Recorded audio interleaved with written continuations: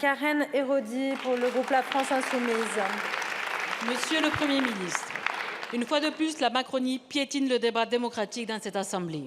En déposant près de 1000 amendements, vous obstruez l'examen de notre texte pour abroger la réforme des retraites adoptée par 49.3 et contre 90% des travailleurs qui y sont opposés. Résultat, contre toute tradition républicaine, vous obturez l'ensemble de notre niche parlementaire, nous empêchant d'étudier notre moratoire sur les projets autoroutiers. Ce moratoire vous aurait pourtant permis de sortir la tête haute de votre embourbement contre le projet de la 69. Véritable symbole des écocides à ciel ouvert, des arbres centenaires abattus, des sols artificialisés qui favorisent les inondations, des terres agricoles sacrifiées au profit d'intérêts privés et quasiment 500 millions d'euros d'argent public gaspillé. Tout cela pour seulement 7 minutes de temps de trajet gagné, avec un prix de péage exorbitant estimé à 20 € aller-retour Toulouse-Castres. Pour la population, c'est non. Monsieur le Premier ministre, malgré les auditions de la commission d'enquête parlementaire, malgré les alertes des 2000 scientifiques sur les conséquences de ce projet, malgré les 90% défavorables de l'enquête publique, malgré les conflits d'intérêts de certains de vos collègues ici présents, votre gouvernement s'obstine à soutenir ce projet. Pourtant, fin de semaine dernière, la rapporteure publique du tribunal administratif de Toulouse a demandé l'annulation des autorisations environnementales et l'arrêt du chantier de la 69. Une claque magistrale pour votre gouvernement qui sacrifie le vivant sur l'autel du béton. Le tribunal administratif rendra sa décision dans 15 jours. Alors, Monsieur le Premier ministre, il est temps de rendre des comptes et d'abandonner purement et simplement ce projet écocidaire et antisocial. Combien faudra-t-il de rapports, de condamnations, de mobilisations et de blessés pour que vous arrêtiez cette course folle à la destruction contre l'intérêt général?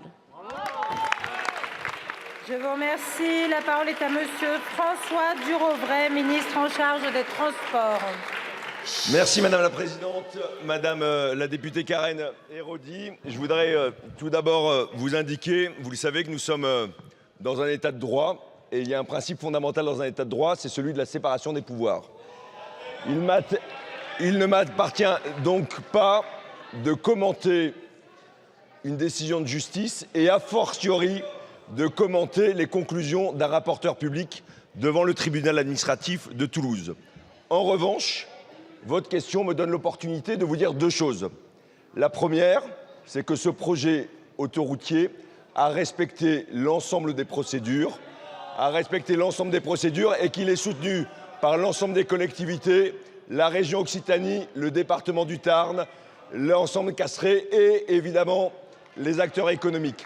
La deuxième chose que je voulais partager avec vous, c'est que éventuellement, il faut que nous nous posions la question, l'exécutif comme le Parlement, sur les procédures qui sont engagées. Parce que concrètement, nous avons un empilement de ces procédures qui ne sont pas lisibles ni pour nos concitoyens, ni évidemment pour les autres acteurs, et qui peuvent conduire à des décisions qui posent des difficultés, je pense, pour à la fois le débat public et pour les dépenses publiques.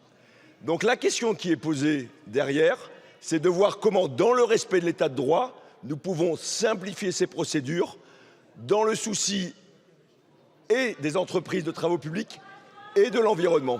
Merci à vous. Merci beaucoup, Monsieur le ministre. Madame la députée.